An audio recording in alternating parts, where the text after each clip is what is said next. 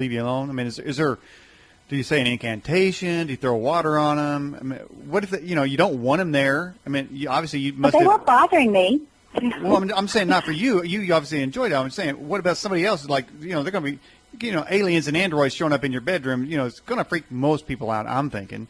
But what would they do? Most people don't have that experience. Well, what if they did, though? I mean, we've had people on this show many times said that they had unwanted alien visitations, and I'm just asking you, maybe you know the inside track. I'm talking about the grave. Right. Okay. Yeah. This is where learning to develop your own ability to your own spiritual powers, where it comes in. Mm-hmm. Learning how to do protection, learning how to astral travel, because aliens really affect they paralyze your spiritual body, your astral body. Yeah.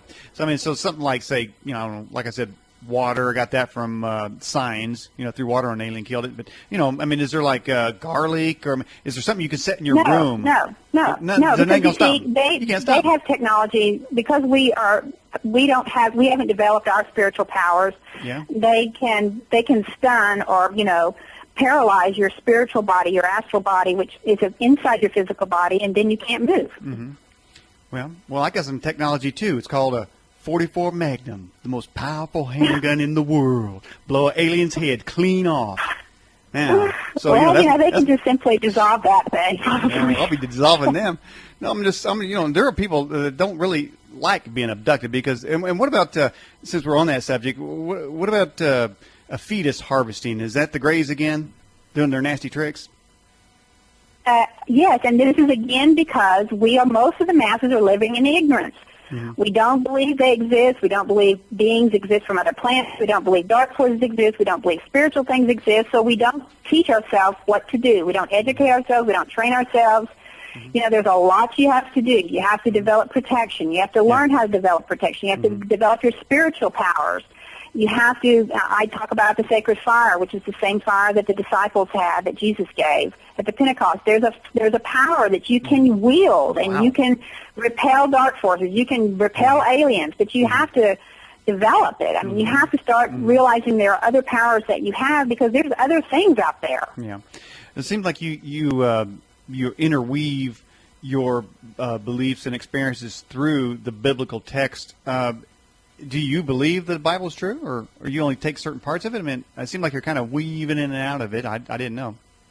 Well, the reason I specifically, Jesus was the best example of a resurrection, and because I'm trying to help people understand that there is resurrected immortals, I'm using Jesus. He's actually the best example of that. And because my book particularly and my teachings, I'm trying to teach on, we're talking 7 levels of humanity. We're talking most of humanity is like individual, aspirant, and disciple levels.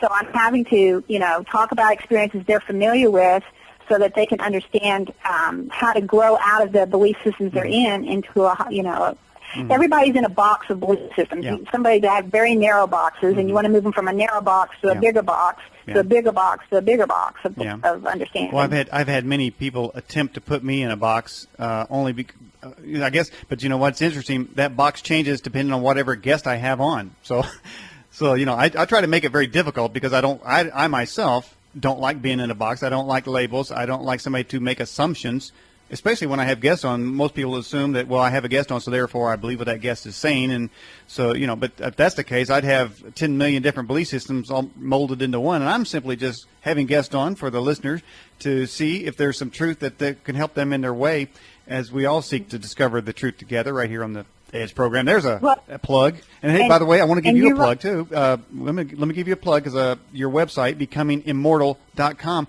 Is there more instructions on that website from what stuff you're talking about? Well, there is a school that you can learn all about the 7 levels and where you are in the 7 levels and how to grow out of that into the next level and so forth, and how you can actually make a path towards resurrection and immortality. And just don't even worry about, all that other stuff. Just focus on developing your spiritual awareness and work on mastery. So there's more to that that you can do on the website as well. Well, let me give you... And also, when you were talking about people having a whole bunch of different belief systems, that's generally like a part of disciple level. I run into a lot of New Agers like that. They're the flakiest, craziest people sometimes that you ever know, because they have a zillion different belief systems, and they read a book and they believe that, and they go over here and they believe that, and so they're like they have massive amounts of belief systems running through their minds. Okay. Well, how do you respond to somebody? Let's just say, because I know that it's always a struggle to deny one's impulse to instantly label a guest crazy if they say something that they've never heard or something that seems implausible, that we're trained to instantly say they're crazy and reject that out of hand. I mean, it's a culture, I would say. But if somebody were listening to you and maybe just a segment of the show, just tune in or start listening at a specific place, and all of a sudden they hear you say you're flying around, in some sort of astral plane or whatever, and then they would label you, or what do you think they would label you as? You're obviously separating yourself from New Age. What label do you give yourself? Well, I really, personally, I really don't care what people label me as, because, again, we're living in a matrix of illusion where we have 6 billion people with their own belief systems. Mm-hmm. So just because somebody doesn't particularly, understand my belief systems, Mm-hmm. Is no belief system a belief system? Yes, we have atheists. We have people that believe that when you die, you go nowhere and you just turn into dust. Okay, so there's nothing before, there's nothing after. That's pretty boring. This is all there is. That is pretty boring, and I know some people believe that, So I'm saying right on. Don't need you anyway. But is that what's going to happen to them? If they believe so strong, in fact, there's parts of Buddhism too, mm-hmm. because there's parts of Buddhism that believe in absolute annihilation at death. Mm-hmm. They believe the highest thing you can do is totally annihilate the self, the individual self. Mm-hmm. So atheists, I know a lot of psychiatrists, not mm-hmm. psychologists, but psychiatrists, which generally tend to be atheists, mm-hmm. and they believe in absolutely nothing. When you die, that's it. So that's exactly what's going to happen to that energy that leaves their body. They will go nowhere. They will just cease to exist because it is still all an illusion. Okay, so if then I have a belief system that's going to carry me over to the other side, and I'm walking around on some dirt, I can say, hey, there's Fred or Scott or somebody like that. There's people that don't believe in anything, and I'm walking on them because they believe they went back to dust, so I could be walking on them.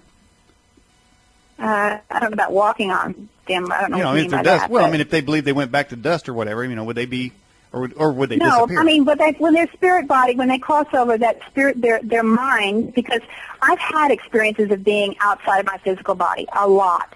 And when you are outside of your physical body, your mind is intact, your intellect is intact, your personal identity is intact, your self is intact. So if you believe there is no self, when you cross over, you are not going to identify with a self, and you're not going to want to go anywhere with the mm-hmm. self. Okay. All right, we have this question. The question just disappeared. Hang on. I'm going to get that question back up here on the screen. And here we go. Whoa, it went away again. All right, here we go. Are dreams just memories from our ancestors' lives that are passed down through our genes like sickness and looks are? No. Okay. Okay, well, that was deep. Dreams are your own creations from this life you are living. It's your fears, it's your seductions, it's your addictions, it's your belief systems, it's the reality you are creating for yourself. And when you go to sleep, you are still creating that reality, just in a spiritual energy realm. Mm-hmm. There's no difference between that realm and this realm, mm-hmm. except that this one is more physical. Okay. Here's a question. Do you think you'll ever make an appearance on TBN? Probably not. How come? I mean, if they invite me, I'd be glad to go, but I doubt they would invite me because they have this belief that nobody can do what Jesus did, but yet Jesus says these things you can do and more. Mm-hmm. They have narrowed Jesus down to one little event, and they don't understand that he came to show us we can all do this. Okay, and we have this. Do you grow your own mushrooms? Wait a minute. All right, who wrote that in? All right, that's it. That went right to the delete pile. I can't believe somebody even asked that. My goodness, you don't do your programs. You have